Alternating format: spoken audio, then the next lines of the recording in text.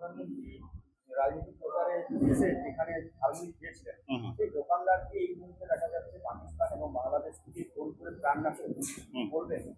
দেখুন, আজকে যে ঘটনাটা ঘটেছে, যে হুমকিটা দিয়েছে, আপনারা নিশ্চয়ই জানেন যে প্রধানমন্ত্রী এসেছিলেন ঝাড়গ্রামে, ভোট প্রচারে এসেছিলেন আর কি। সেই সময় উনি আমাদের ঝাড়গ্রামে এসে ঝালমুড়ি খেয়ে গেছেন আর কি, ঠিক আছে।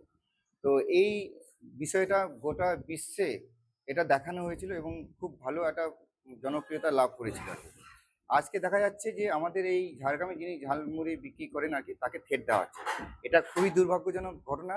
আমরা ঝাড়গ্রামের আমরা লোক এবং আর কি জঙ্গলমহলের লোক তথা এই বাংলার লোক, বাইরের কোনো দেশের লোকজন আমাদের ছেলেদেরকে, আমাদের ব্যবসায়ীদেরকে হুমকি মারবে, হুমকি দেবে, এটা কিন্তু আমরা সহ্য করব না। সে পাকিস্তান হোক আর বাংলাদেশ হোক বা অন্য কোনো দেশে হোক, এইরকম হুমকি মারবে, হুমকি দেবে, এটা আমরা সহ্য করবো না। দেখুন, টিএমসির নেতৃত্বরা, টিএমসির নেতারা কিছু জেহাদিদেরকে, কিছু রোহিঙ্গাদেরকে মাথা তুলে রেখেছিল, যার জন্য এই অবস্থা, ঠিক আছে।